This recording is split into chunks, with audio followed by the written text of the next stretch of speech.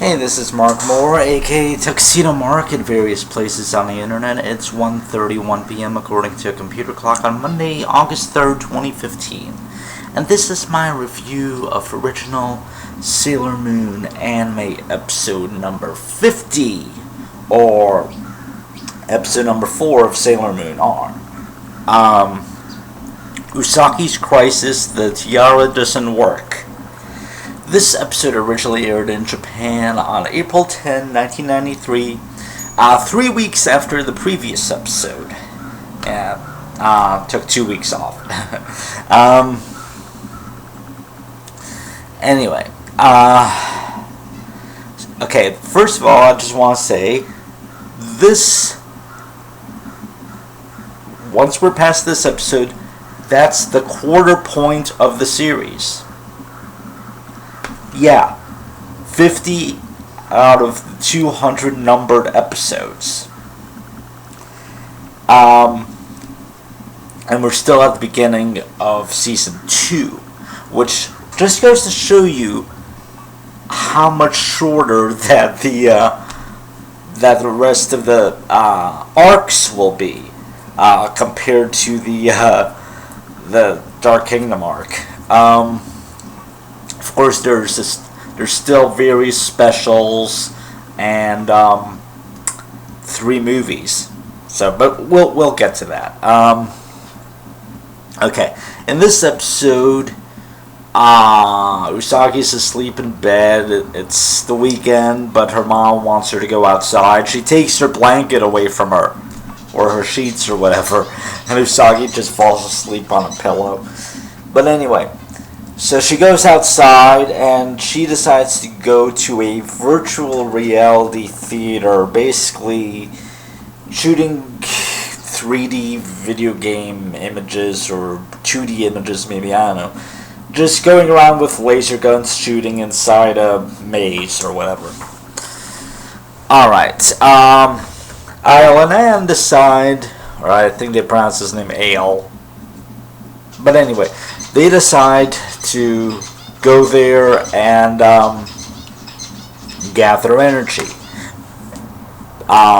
Basically, set one of their Guardians loose and everyone will think it's just a game character or whatever.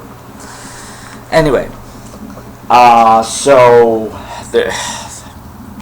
Usagi sees Mamoru there. Apparently he wants to check this place out too. But An and Usagi get into a fight over Mamoru, and then Isle gets into it, and there's a bunch of arguing.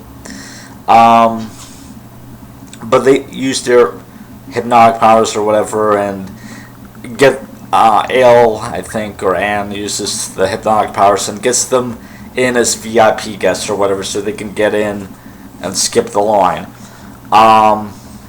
Coincidentally, Shingo had dragged his dad there, so Usagi's younger brother and her dad are coincidentally in the virtual reality theater as well.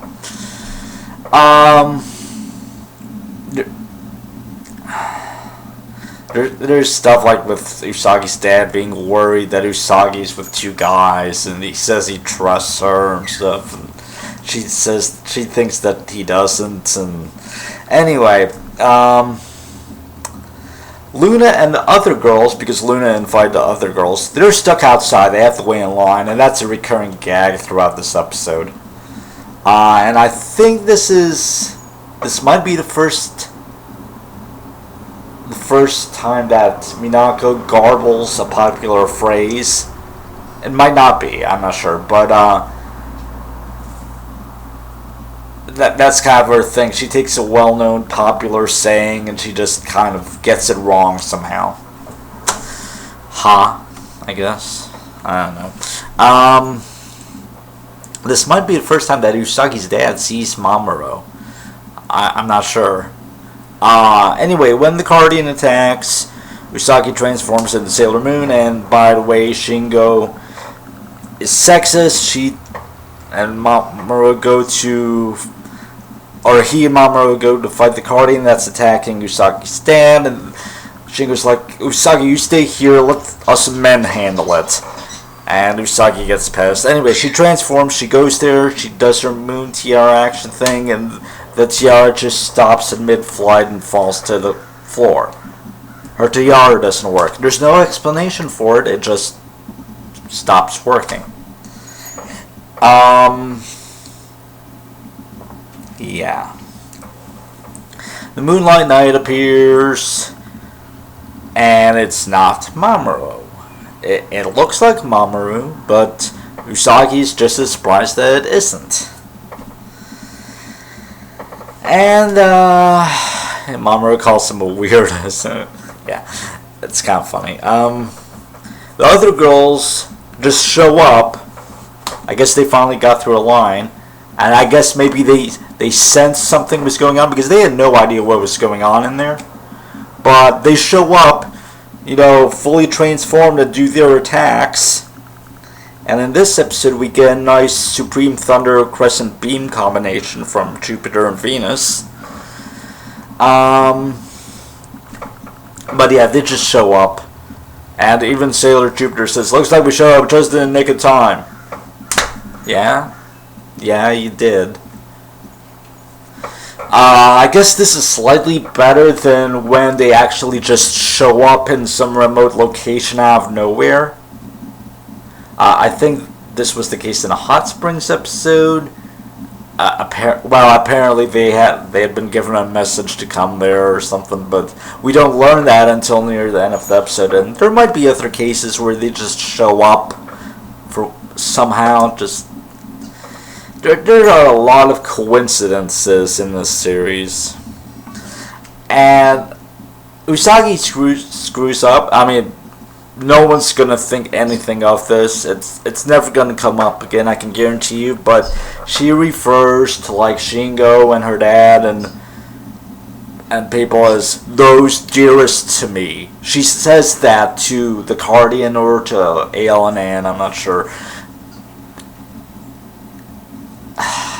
Aside from the fact that Usagi and Sailor Moon look and sound exactly alike, I mean, this is kind of giving away her identity, or at least it's giving them a good clue. But anyway, the ending of the episode itself,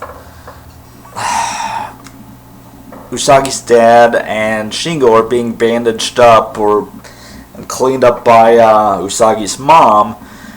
Meanwhile, Usagi's sitting with Luna, holding Luna.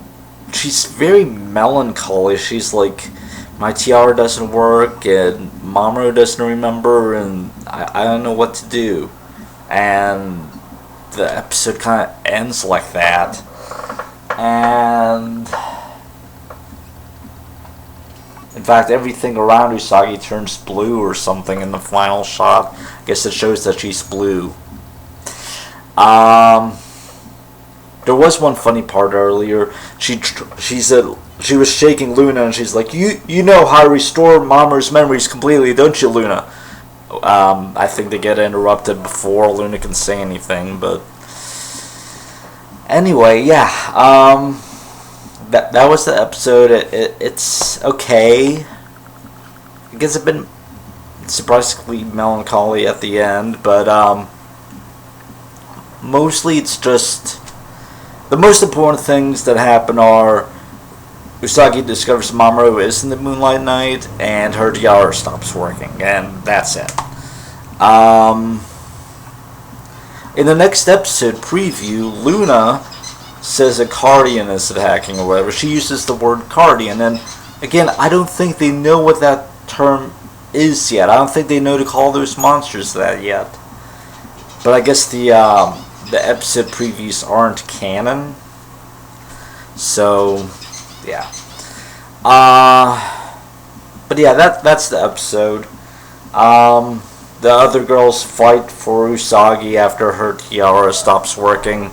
So yeah, everything's okay. Not much else to say about this one. It was actually fairly dull. There was a lot of bickering. There was like a lot of Usagi being like, oh, this feels like Mamoru and I are on a date and it's all romantic and